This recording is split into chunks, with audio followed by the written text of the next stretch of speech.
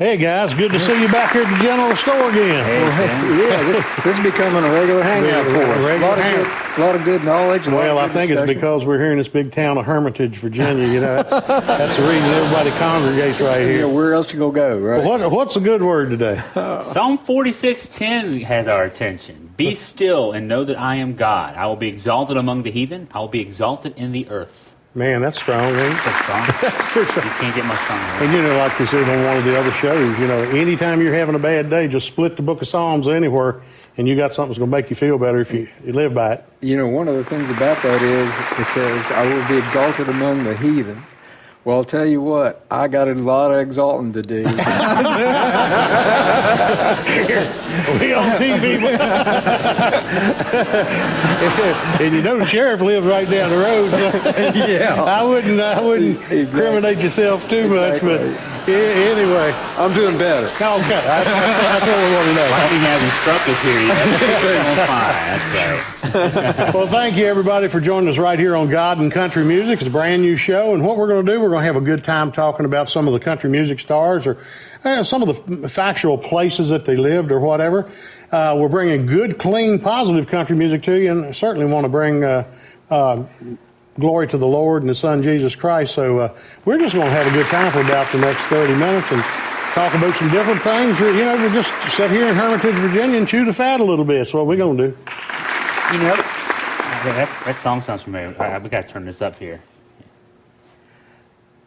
You know, I'm going to tell you something. That radio just brings those good songs out. Yep. Well, you know, it's an old radio, so it brings that old country music out of it. But that was Loretta Lynn, and I'm going to tell you what. You know, I don't think there's a person on the face of the earth hardly that don't know Loretta Lynn. To tell you a little funny story, it was a guy in service, and he said he was in Japan somewhere. I'm not sure where it was, but he went in a club over there, and he was sitting there, and they had karaoke going. And he said this lady jumps up and sings Loretta Lynn and sounds just like Loretta Lynn, pronounces her words just like Loretta Lynn and everything else. And said when she sat down, he went over to tell her how good she was.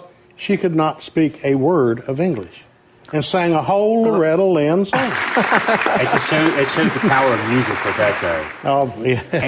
And to think, you know, when you know anything about Loretta Lynn's background, she has 4 kids by the time she's 20 years old.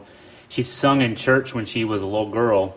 And then when she starts having kids, she's done. She's not singing in church anymore. Even she sings hymns to her children. Yeah. And then goes from there to how now she's being karaokeed in Japanese bars. Yeah, it's just amazing how the world works in that way. Oh, it is. But you know, one of the things that I read about her, she started her career on a $17 Harmony guitar. It was the first guitar she ever bought, and she paid $17 for it. Taught herself how to play it. Yeah.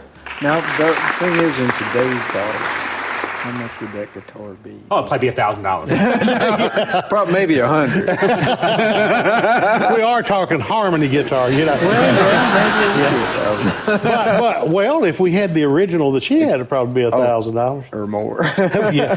And you know, also, you know, of course, we associate Loretta Lynn. She's from Kentucky, but her family, they'd moved out to Washington State. Her husband was working in a logging community, so she's from the mines, of course. Her father was a miner, as we know from the Coal Miner's Daughter song. Right. But they're out there logging in the Pacific Northwest when she starts playing music for other people. Yeah, yeah. She has had one of those careers in country music that's had the longevity.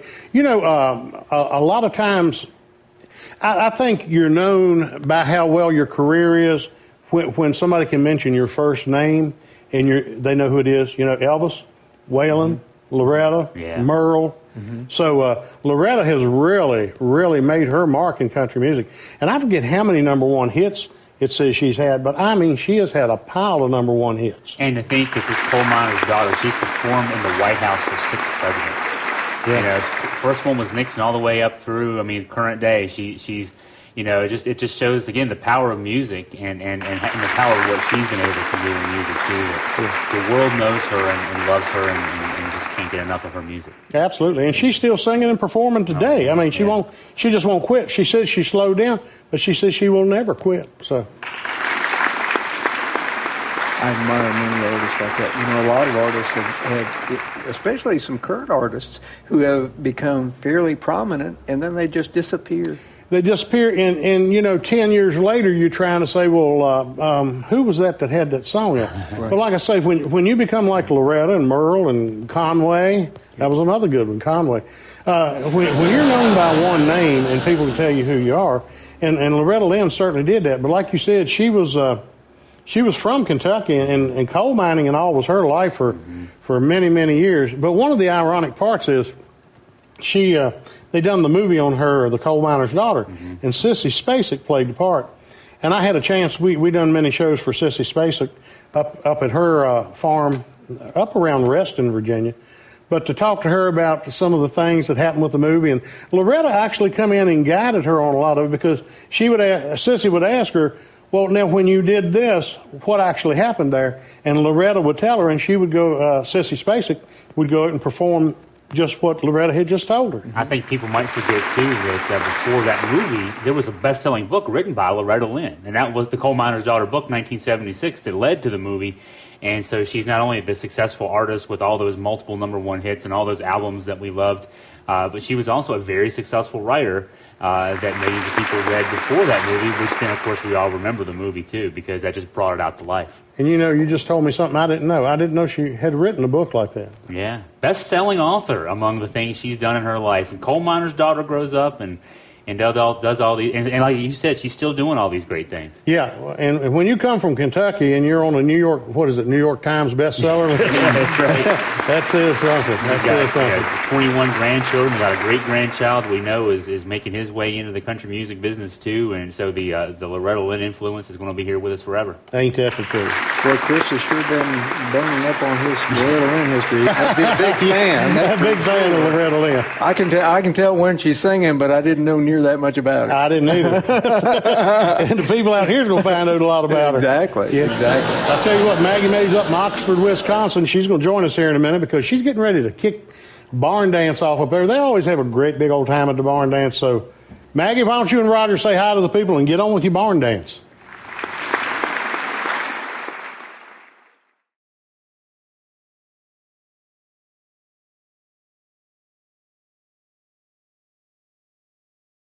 That's another great barn dance from Maggie May. They get better every time. They really do. Good shows, good shows. But talk about a good show. There's one coming up at the cabin here in a few minutes. I can feel the energy in the crowd. We ought to go over there and see what Tim's up to. Tim Spears over there at the cabin. Yep, heading up there. I've told you in the past that all my songs come from true life adventures or whatever it may be, stories. And I've been recording in Nashville with Alan Jackson's band, and I put on my website because I'd run out of ideas for songs.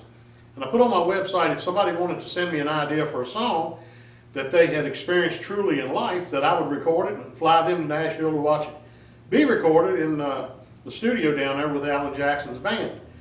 And I got letters and emails from Texas, Arizona, Arkansas, Alabama, everywhere. And lo and behold, I got an email from a lady that lived about 2 miles away from me the way the crow flies. And she said, Tim, one time I almost had an abortion and I did not go through with it. And now the young lady that I gave birth to is getting married. Well, first she's graduating college and then she's going to get married, and we would be ever so happy if you would sing a song at her wedding. So I turned around and wrote this song for her. It's called The Love They Almost Threw Away.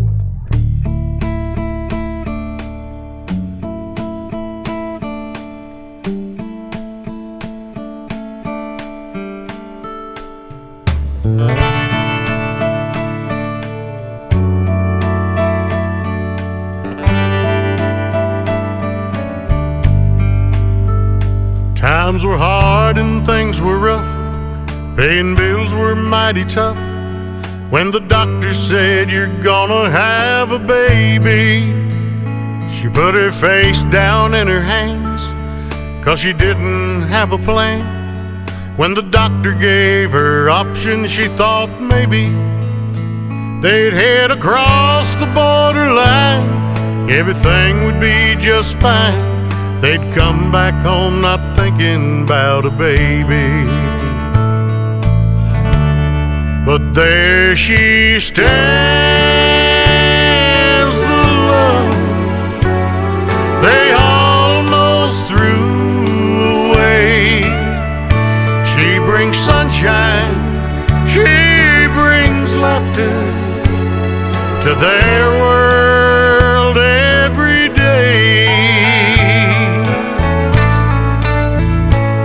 And I'm glad the good Lord intervened in decisions that were made, 'cause there she stands, the love they almost threw away.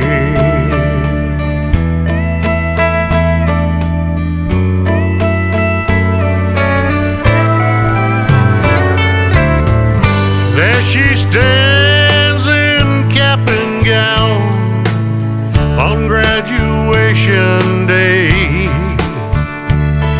In a few short months, she'll say I do, and he'll carry her away. 'Cause there she stands, the love they almost threw away. She brings sunshine, she brings laughter to their world every day. And I'm glad the good Lord intervened in decisions that they made, 'cause there she stands, the love they almost threw away. And I'm glad the good Lord intervened in decisions that they made, 'cause there she stands, the love they almost threw away.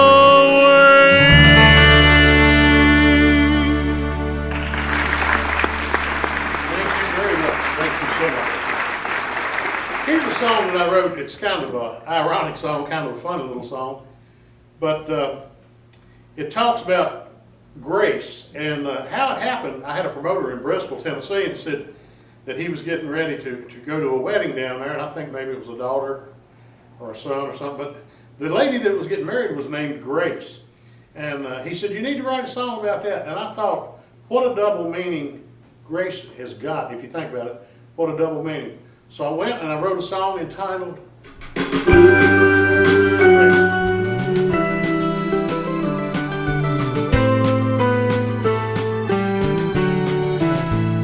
I was there the day the young man asked Grace to be his wife.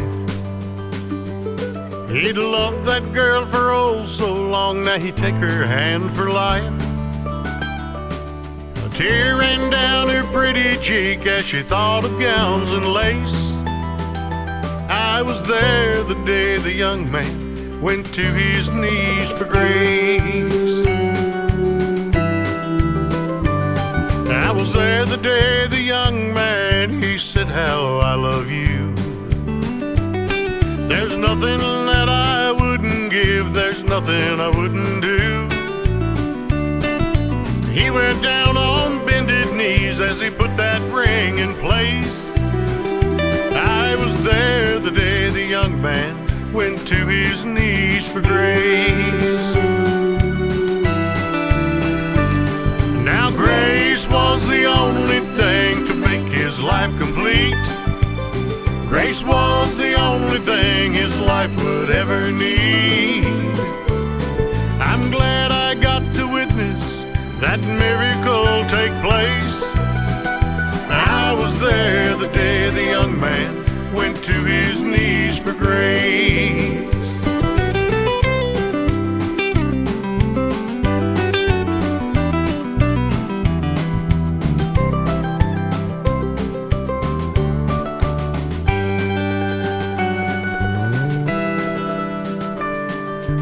there the day the old man asked God into his life. He'd loved the Lord for oh so long, now Jesus could make it right. He went down on bended knees and a miracle took place. I was there the day the old man went to his knees for grace. Now grace was the only thing to make his life complete. Grace was the only thing his life would ever need. I'm glad I got to witness that miracle take place.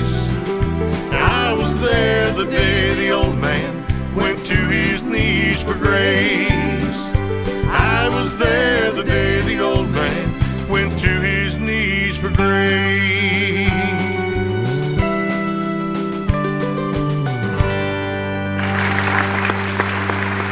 Thank you so much. We'll see you right back at the general store. Just a minute.